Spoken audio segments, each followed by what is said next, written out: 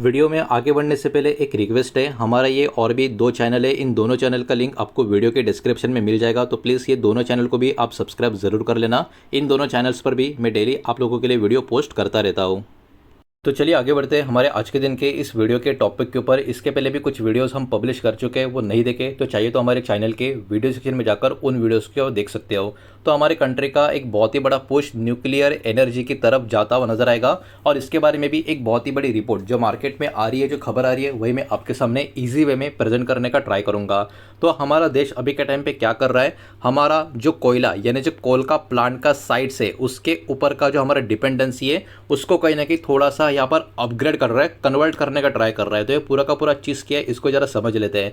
तो हमारा देश प्लान कर रहा है यूज़ करने का जो रिटायर्ड कोल पावर प्लांट का जो लोकेशन है उनको न्यूक्लियर एनर्जी का जो प्रोजेक्ट्स है नए वाले उनके लिए, मतलब जो पावर प्लांट अभी कुछ काम के नहीं है, जो ऐसे ही पड़े, जो रिटायर होने वाले या हो चुके हैं, उनका ही यूज़ करके कहीं ना कहीं उन्हीं साइट्स को नया न्यूक्लियर एनर्जी का प्रोजेक्ट में कन्वर्ट करने का प्लान यहाँ पर निकल कर आ रहा है। अब इसका मेन गोल यही है कि इंडिया को अपना जो न्यूक्लियर पावर का कैपेसिटी है उसको 2047 तक 100 गीगावाट तक लेकर जाने का है, इंक्रीज करने का है। ये इसके पीछे का एक बहुत ही बड़ा रीज़न निकल कर आ रहा है। अब इसके वजह से क्या क्या चीज़ें हो सकती है, तो इसके वजह से हमारा जो लैंड का एक्विजिशन कॉस्ट है इस इंडस्ट्री के लिए ये भी बचता हुआ हमको नज़र आ सकता है। उसके अलावा हमारा जो पावर का एग्जिस्टिंग इंफ्रा है उसका ही यूज़ यहाँ पर होता हुआ हमको देखने को मिलेगा इस मूव के वजह से।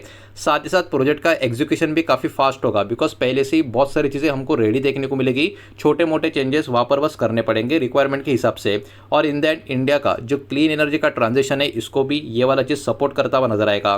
तो शांति एक्ट की अगर हम बात करें, जो एक बहुत ही बड़ा पॉलिसी का रिफॉर्म अभी के टाइम पे आपको देखने को मिलेगा, तो दिसंबर 2025 में इंडिया ने पास किया था शांति एक्ट, जो कहीं ना कहीं कंसिडर किया जाता है एक बहुत ही बड़ा रिफॉर्म न्यूक्लियर सेक्टर में यहाँ पर होता हुआ हमको देखने को मिल रहा है। इसके कुछ इंपॉर्टेंट हाईलाइट्स की अगर हम बात करें तो इसमें प्राइवेट सेक्टर का इन्वेस्टमेंट के लिए बहुत ही बड़ी ग्रोथ, मतलब यहाँ पर प्राइवेट इन्वेस्टमेंट का बहुत ही अच्छा खासा एक आप कह सकते हो इन्वेस्टमेंट आएगा।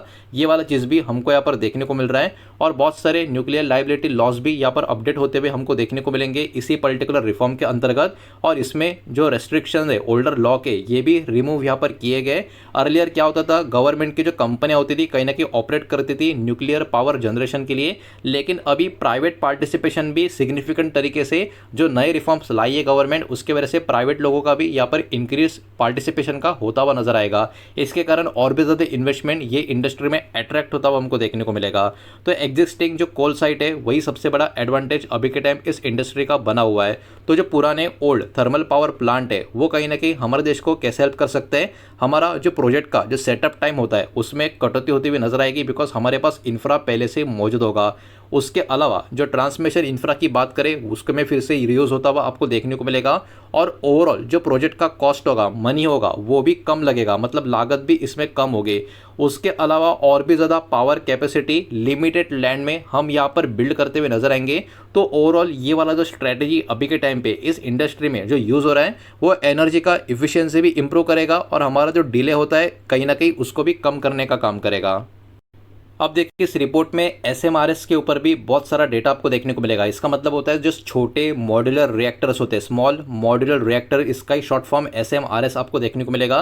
तो ये बहुत ज़्यादा इंपॉर्टेंट पार्ट इंडिया का जो फ्यूचर न्यूक्लियर एनर्जी है या स्ट्रेटेजी है उसको कहीं ना कहीं यहाँ पर माना जा रहा है। तो एक्चुअली ये एसएमआरएस होता क्या है, ये एक्चुअली छोटे से न्यूक्लियर रिएक्टर्स होते हैं, ये फैक्ट्री मैन्युफैक्चर्ड होते हैं और ये फास्ट होते हैं बिल्ड करने के लिए। उसके अलावा इनिशियल इन्वेस्टमेंट भी इनमें काफ़ी कम लगता है, लेकिन इनके जो पॉसिबली यूसेज आपको देखने को मिलेंगे वो कौन से कैटेगरी में आपको नजर आएंगे, डेटा सेंटर्स में, इंडस्ट्रियल हब में। उसके अलावा जो कैपेटिव पावर नीड्स होगा उसके लिए ब्राउन फील्ड थर्मल साइट में भी इनका यूसेज होता हुआ नजर आएगा।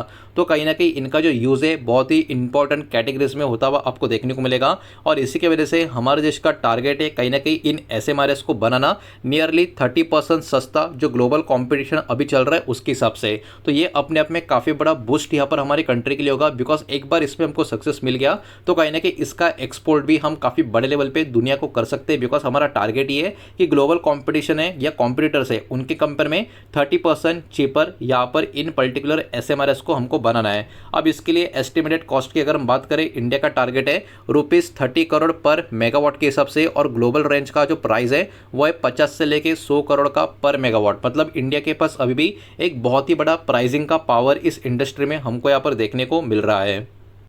अब हमारे देश भारत का फ्यूचर न्यूक्लियर का टारगेट किस तरीके से यहाँ पर हमको देखने को मिल रहा है उसको भी समझ लेते हैं। तो गवर्नमेंट ने यहाँ पर अपने कुछ टारगेट सेट करके रखे हैं कि 2032 तक 22 गीगावाट का न्यूक्लियर कैपेसिटी तक हमको पहुँचना है, और 2047 तक 100 गीगावाट का जो न्यूक्लियर कैपेसिटी है वहाँ तक हमको हमारा एक लेवल लेकर जाना है।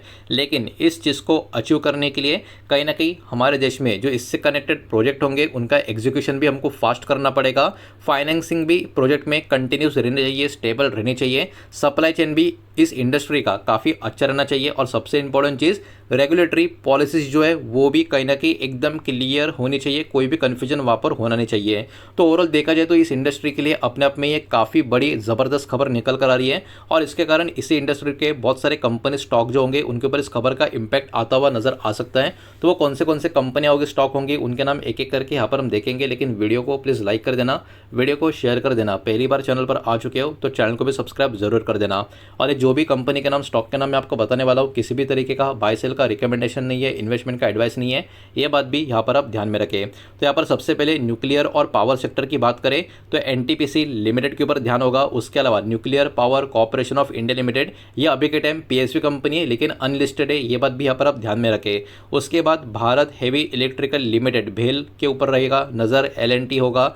उसके अलावा Hindustan construction company, power grid corporation of India, Bharat electronics limited, Walchand Nagar industries limited, उसके अलावा JSW एनर्जी लिमिटेड और टाटा पावर कंपनी। तो कहीं ना कहीं ये सारे के सारे कंपनियां अभी बाजार की फोकस में कहीं ना कहीं यहाँ पर बनी रहेगी।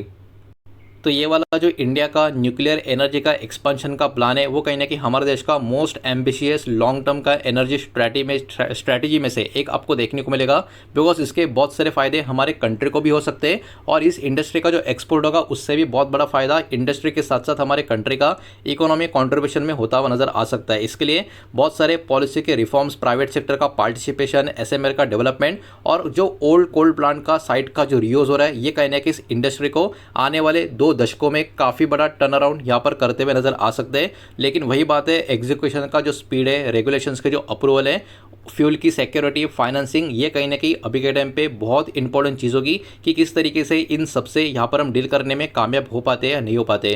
तो ओवरऑल खबर तो काफ़ी ज़बरदस्त है, खबर काफ़ी पॉजिटिव है, जिसके ऊपर कहीं ना कहीं सबकी नज़रें यहाँ पर बनी रहेगी।